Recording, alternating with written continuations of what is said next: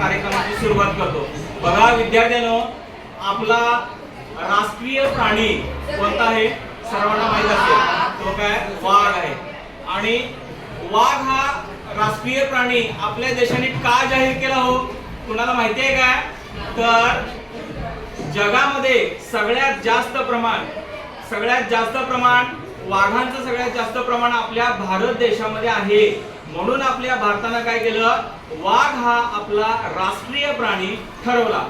जगभराच्या मानाने जर विचार केला तर भारतामध्ये 70% म्हणजे इतर देशांच्या मानाने जर विचार केला तर 70% वाघ आपल्या भारतात आहेत आणि 30% इतर देशांमध्ये आहेत। हे सर्वजण आपण ज्ञात आहोत किंवा आपल्याला उद्या पेपरातून तुम्हाला माहिती वाचायला मिळेल।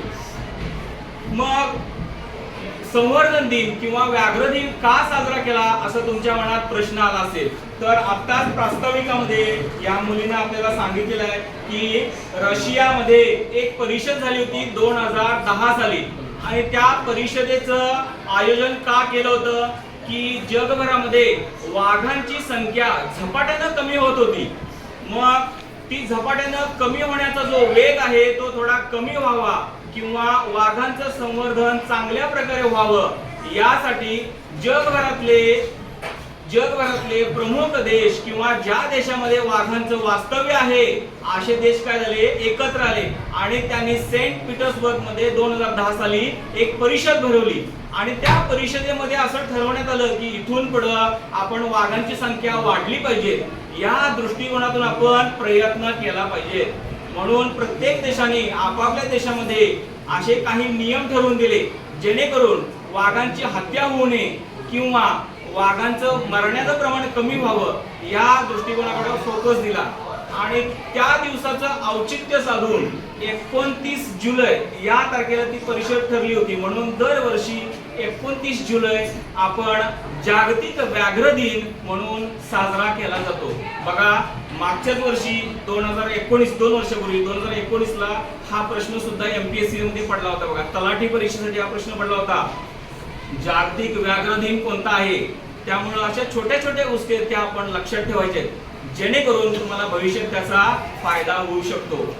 अजून एक मला सांगायचं की वाघांची संख्या कमी का व्हायला लागली हो, तर आपण बघा मोठ्या प्रमाणात लोकसंख्या वाढवत आहोत किंवा लोकसंख्येकडे जसं चीन वगैरे हे देश आहेत यांनी काही धोरणं लोकसंख्येला धरून केलेली नाही आहे। जसं भारतामध्ये लोकसंख्या आता थोडीशी आटोक्यात आहे, ती सुद्धा वर चाललेली आहे। तर लोकसंख्या वाढीमुळे काय होतंय, जंगल तोड होते। आपण काय करतो, जंगल तोड करतो आणि आपलं वास्तव्य जंगलाकडं किंवा जंगल तोड करून तिकडं सिमेंटची आपण शहरं किंवा सिमेंटचे प्रदेश आपण उभा करायला लागलोय। त्यामुळे वन्यजीवांना काय व्हायला लागलंय, थोडा डिस्टर्ब व्हायला लागलेला आहे आणि त्या डिस्टर्ब होत असताना त्यांचं प्रमाण कमी व्हायला लागलेलं आहे, त्यांना खाद्य मिळत नाही आहे। बघा आता वारंवार आपण पेपरामध्ये वाचतो की या प्रदेशात वाघाचं दर्शन झालं, या शहरामध्ये गॅलरीमध्ये वाघ आला। हे असं का व्हायला लागलं हो, कारण जंगलांचं प्रमाण कमी व्हायला लागलेलं आहे, जंगलांची दाटीवाटी कमी व्हायला लागलेली आहे, जंगलांमध्ये त्यांना खाद्य मिळेना झालेलं आहे।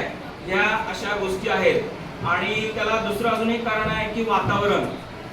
बघा सध्याची कंडिशन घ्या तुम्ही, आता वरच्या बाजूला जर बघितलं तर गुजरात किंवा त्या साईडला पाऊस मोठ्या प्रमाणात पडत आहे, तिथं पूर आलेला आहे, महापूर आलेला आहे आणि थोडंसं खाली आलं तर अतिशय अल्प प्रमाणात पाऊस आहे। बघा म्हणजे ग्लोबल वॉर्मिंग किंवा वातावरणातील बदल हा सुद्धा एक घटक आहे जेणेकरून वाघांची संख्या कमी व्हायला लागलेली आहे। मग आपण जनजागृती काय करायची आहे, तर जर वाघांची कत्तल होत असेल किंवा वाघांची शिकार होत असेल, बघा वाघांची शिकार होते आणि वाघांचे जे अवयव आहेत ते काढून विकले जातात। तुम्हाला माहितीये का, वाघाचं जे चामडं आहे ते चामडं लाखो रुपयांना विकलं जातंय।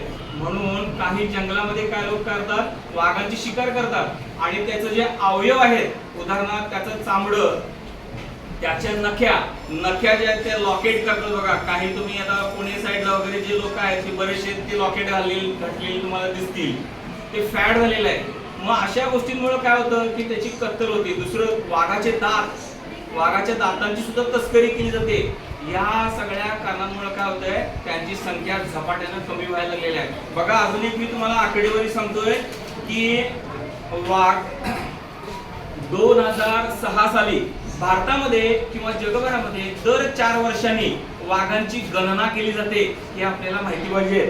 2006 साली भारतामध्ये वाघांची संख्या होती 1411. 2010 साली होती, थोडी वाढलेली आहे बघा, 1706. आणि 2014 साली होती 2226. आणि त्यानंतर 2019 साली 2967 वाघ आपल्याकडं नोंदणीकृत वाघ आहेत, म्हणजे त्यांची गणना केलेली आहे 2967. जगाच्या 70% वाघ आपल्या भारतामध्ये आहेत. आपल्याला अभिमान वाटला पाहिजे त्या गोष्टीचा. परत वाघांच्या मृत्यूचा सुद्धा आपल्याला मी दर सांगतो बघा. 2017 साली 21 वाघ मेलेले आहेत. मग मरण्याचं प्रमाण काय असतो, मी आताच तुम्हाला सांगितलं, वातावरणातील बदल म्हणजेच ग्लोबल वॉर्मिंग किंवा जंगलतोड किंवा शिकारी किंवा वाघांमध्ये त्यांना उपजीविकेसाठी, आता वाघाचा आवडता खाद्य कुठला आहे तर शिंग, आवडतं खाद्य हरिण किंवा आपण त्याला काळवीट म्हणतो, ते वाघाचं आवडतं खाद्य आहे, ते त्याला मिळालं नाही. अशा विविध कारणांनी त्यांचे मृत्यू देखील होत असतात दरवर्षी. तर त्याची गणनी आपल्या भारत सरकारकडनं होत असते. तर 2017 साली 21 वाघांचा मृत्यू झालेला आहे. 2018 साली 22 वाघांचा मृत्यू झालेला आहे. 2019 साली 18 वाघांचा, 20 साली 16, 21 साली 40 वाघांचा मृत्यू झालेला आहे बघा. 2022 साली 17 वाघांचा मृत्यू झालेला आहे. वाघांचं संरक्षण किंवा वाघांना चांगलं वातावरण मिळावं म्हणून आपल्या महाराष्ट्र सरकारनं 6 व्याघ्र प्रकल्प तयार केलेले आहेत आणि तिथं प्रोटेक्शन सुद्धा दिलेलं आहे. म्हणजेच काय, तिथं कोणी शिकार करू नये यासाठी काही आपले फॉरेस्ट ऑफिसर्स तैनात केलेले आहेत किंवा तिथं विशेष लक्ष दिलं जातंय वाघांचं जडणघडण करण्यासाठी. अशा प्रकारे आपलं भारत सरकार सुद्धा प्रयत्न करत आहे आणि आपणही जनजागृती केली पाहिजे. म्हणजे जर कोण शिकार करत असेल किंवा आपल्याला माहिती असेल तर तुम्ही त्यांना सांगितलं पाहिजे किंवा पोलिसात सांगितलं पाहिजे. किंवा जर कोण तस्करी करत असेल, वाघांचं चामडं वगैरे, आता मध्ये बघा एका रायगडमध्ये वाघाचं चामडं विकताना एक व्यक्ती सापडलेला आहे, त्याला पोलिसांनी पकडलेला आहे. असं जर दिसलं तर तुम्ही पोलिसांशी कॉन्टॅक्ट करू शकताय. अशा विविध गोष्टी आहेत. आपला राष्ट्रीय प्राणी वाघ हा जसा 70% आहे तो 70% राहायला पाहिजे, किंबहुना वाढला पाहिजे. या दृष्टिकोनातून आपल्या सर्वांचा प्रयत्न पाहिजे. आता एवढं सांगून मी थांबतो. आणखीन थोडी माहिती आपल्या 9वीच्या आणि 8वीच्या विद्यार्थ्यांनी तयार केलेली आहे, ते सुद्धा थोडं मार्गदर्शन करतील. त्यानंतर तुम्हाला ग्राफिकली आपल्या इप्सन प्रोजेक्टरवर काही विद्यार्थी दाखवतील, ते सुद्धा तुम्ही शांत चित्तानं बघायचं आहे. धन्यवाद.